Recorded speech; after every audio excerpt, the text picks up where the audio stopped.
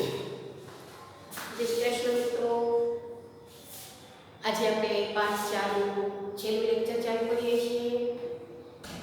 ગયા લેક્ચરની અંદર આપણે સંઘરાજ્ય વિશે જોયું, એમાં વૈશાલીનું વજ્યરાજ્ય એના વિશે ચર્ચા કરી, ગણ સભા વિશે ચર્ચા કરી.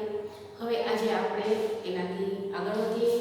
હવે આ ગણ રાજ્યના સમયનું સમાજ જીવન કેવું હતું એની ચર્ચા આપણે આજે કરીએ છીએ. સમાજ જીવન એટલે એ રાજ્યની અંદર લોકો કેવું જીવન જીવતા હતા, કેવા વાર તહેવારો, કેવા પોશાકો, કેવા વેપારો, કઈ રીતે વેપાર કરતા, શેનો ઉપયોગ કરતા, એ બધાની ચર્ચા જેને સમાજ જીવન કહેવામાં આવે છે. તો આ ગણરાજ્યની અંદર લોકો એ સમાજ જીવન કેવું હતું એના વિશે આજે ચર્ચા કરીએ. તો સૌથી પહેલાં સાદા ઘરમાં રહેતા, ખેતી અને પશુપાલન એનો મુખ્ય વ્યવસાય હતો. એ સમયના અંદર લોકો મિત્રો એકદમ સાદા ઘરની અંદર, એવો મોટો વૈભવ નહીં પણ છતાંય સરળતાથી રહી શકે એવા ઘરની અંદર લોકો રહેતા હતા. હવે ઘર ચલાવવા માટે આવકનો કોઈ સાધન તો હોવું જ જોઈએ. તો એ ખાસ કરીને એ સમયની અંદર આટલા મોટા વેપાર ઉદ્યોગોનો વિકાસ નહોતો, પણ ખેતીનો વિકાસ ખૂબ જ હતો. અને લોકો મુખ્ય ખાસ કરીને ખેતી એ પોતાના વ્યવસાય તરીકે અપનાવી હતી. અને બીજું કે જ્યાં ખેતી હોય ત્યાં પશુપાલન સારું પડે છે, એટલે લોકોનો બીજો વ્યવસાય રહેતો પશુપાલન. પશુપાલનમાં શું કે પશુઓનું જે ચરાણ એટલે કે જે ખોરાક ઘાસ જોઈએ એ ખેતીની અંદરથી જ મળી રહે. એટલે ખેતી અને પશુપાલન એકબીજાના પૂરક વ્યવસાય કહેવાય, બંને એકબીજાની સાથે ચાલી શકે. એટલે એક વ્યવસાય હતો પશુપાલનનો. અને ત્રીજું કહીએ તો એ સમયની અંદર માટીના વાસણો બનાવવાનો ઉદ્યોગો ચાલતા હતા. લોકો એ સમયની અંદર સારી રીતે એ માટીનો ઉપયોગ કરી અને વાસણો બનાવતા હતા.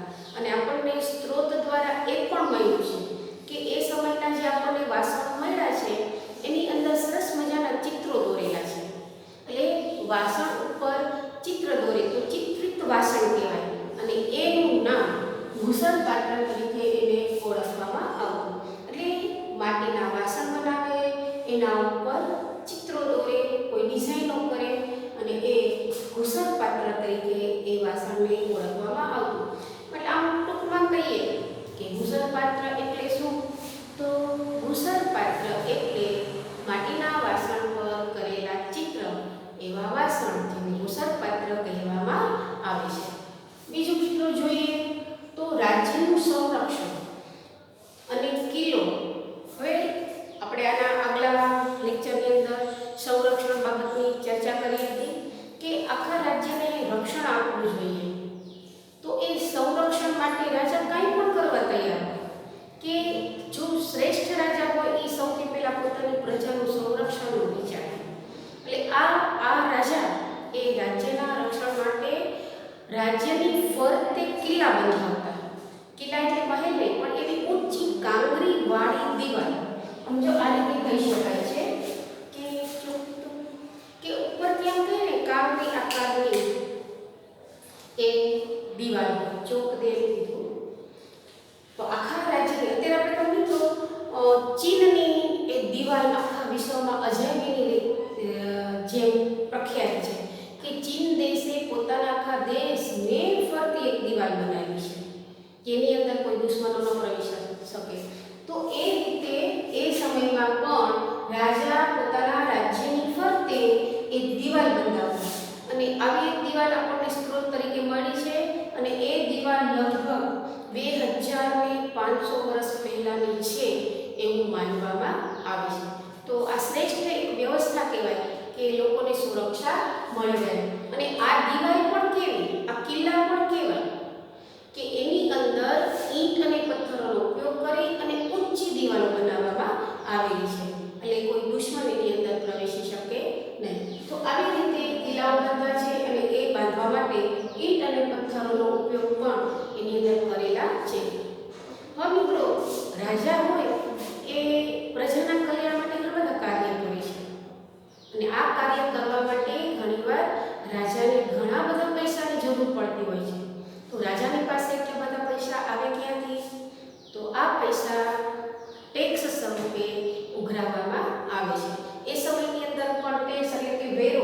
કહેવામાં આવતો. અત્યારે જે કદાચ તમને ખ્યાલ ન હોય તો તમારે તમારા પપ્પાને પૂછવાનું કે આપણે કયા કયા ટેક્સ ભરીએ છીએ. પપ્પા કદાચ કહી શકે, અને કદાચ ન કહે તો તમને થોડી ખ્યાલ હોય. તમારા ઘરની અંદર લાઇટનું બિલ આવે છે તો એ વીજળી વેરો કહેવાય. પાણીનું બિલ આવે છે તો એ પાણીનું બિલ કહેવાય, એ પાણીનો વેરો કહેવાય. પછી આપણે જે મકાનમાં રહીએ છીએ ભલે એ ભાડે નથી, આપણે પોતાનું ઘર છે, છતાંય હર વર્ષે એનો ટેક્સ ભરવો પડે છે. તો આવી રીતે આપણે ઘણા બધા ટેક્સ ભરતા હોય છે. તો આ બધા ટેક્સના પૈસા જે સરકાર કે રાજા પાસે ભેગા થાય એમાંથી એ રાજ્ય માટેના જે ખર્ચા કરવાના હોય એમાંથી એ કરતા હોય. તો એ સમયની અંદર રાજા કેવી રીતે એ આ ટેક્સ ઉઘરાવતા એની વાત કરીએ તો કે ટેક્સ એટલે કે વેરો. તો જે લોકો ખેતી કામ કરતા, ખેડૂતો જે ખેતી કરે એ જે એનું ઉત્પાદન થયું હોય, જેટલી ખેતી થઈ હોય એનો 6ઠ્ઠો ભાગ એને રાજાને સોંપવાનો હોય, એટલે એનો ટેક્સ કહેવાય. એટલે ટૂંકમાં અનાજ દેવાનું. 100 કિલો અનાજ ઉગ્યું હોય તો એનો 6ઠ્ઠો ભાગ એટલે કે 6 કિલો એને રાજાના ભંડારમાં જમા કરવાનું હોય. તો ખેડૂતો આવી રીતે ટેક્સ ભરતા. એના પછી જે કારીગરો છે, કોઈ પણ જાતનું કારીગરી મજૂરી કામ કરતા હોય, જેમ કે સુથારી કામ છે, લુહારી કામ છે, સોની કામ છે, કુંભારનું કામ છે, કડિયાનું કામ છે, એ બધા કારીગર કહેવાય. તો એ કારીગર વર્ગ શું ટેક્સ માપશે?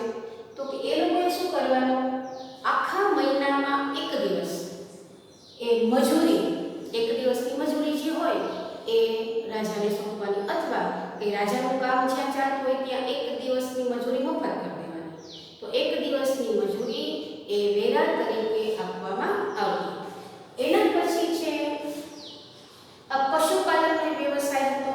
તો આ પશુપાલન એ કઈ રીતે ટેક્સ ભરે?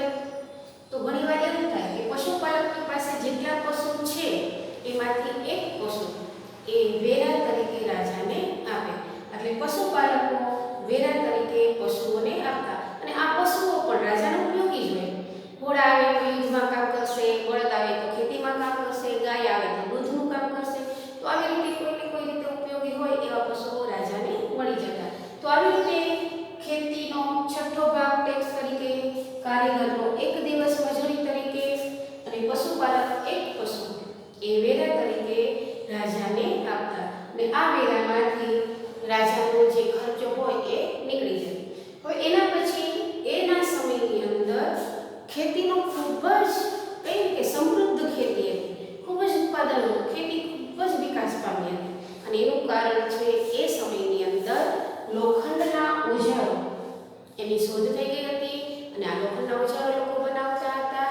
અને ખાસ કરીને ખેતીના સાધનો એ બનાવે અને એનાથી ખેતી કરવામાં આવે એટલે ભરપૂર ઉત્પાદન થાય. હવે એક ઉદાહરણ લઈએ. એક હળ છે, જો લાકડાનું હળ હોય ને તો એ બહુ ઊંડો ખાડો ન કરી શકે, એને અણીદાર ન હોય. પણ એ જ જગ્યાએ એ લાકડાના હળના નીચે એ કહીને કે અણીદાર એવો લોખંડનો કોન બનાવી અને લગાવી દેવામાં આવે. અને પછી એ હળથી ખેતી કરવામાં આવે ને તો એ લોખંડના કારણે ખૂબ ઊંડો ખાડો એ ખેતરની અંદર પડે, ચાસ પડે, જેને ખેડ કરી કહેવાય ને. અને પરિણામે એમાં ઉગાડેલું અનાજ ખૂબ જ સારી રીતે અને ખૂબ જ વધારે પ્રમાણમાં ઉગતું હોય છે. એટલે ખેતીનો ઉપયોગ, ઉત્પાદન પણ ખૂબ હતું, સમૃદ્ધ ખેતી હતી. હવે આ સમાજ જીવન હતું. એના પછી આ જે યુગ છે, આ બધું આપણને સ્ત્રોતો મેં તમને કહ્યું એમ કે બુદ્ધના જે ગ્રંથો છે એમાંથી આપણને મળેલું છે. તો એ સમયની અંદર જ શાસ્ત્રોની અંદર, પુસ્તકોની અંદર આપણને એવું લખાણ મળે છે કે મહાવીર સ્વામી એ ગણરાજ્યની અંદર વિહાર કર્યો છે. વિહાર કર્યો એટલે એમાં ફર્યા છે, એક ગામથી બીજી ગામ જાય એ વિહાર કહેવાય. તો એ પુરાવા ત્યાં પણ મળી આવે છે ગ્રંથોની અંદરથી કે મહાવીર સ્વામી ગણરાજ્યના રાજ્યોમાં વિહાર કરતા. તો એ સમયની અંદર મહાવીર સ્વામી હશે જ ને. બીજું કે એ જ યુગની અંદર ભગવાન બુદ્ધનો જન્મ થયો, એટલે આ યુગને બુદ્ધ યુગ તરીકે પણ ઓળખવામાં આવે છે.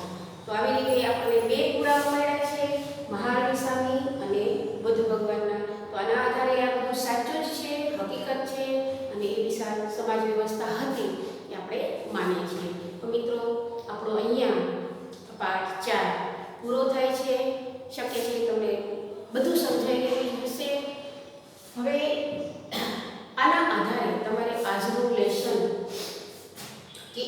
સમયનું સમાજ જીવન કેવું હતું, દરેક વિશે બે બે વાક્ય લખશો તો સમાજ જીવન આખું લખાઈ જશે.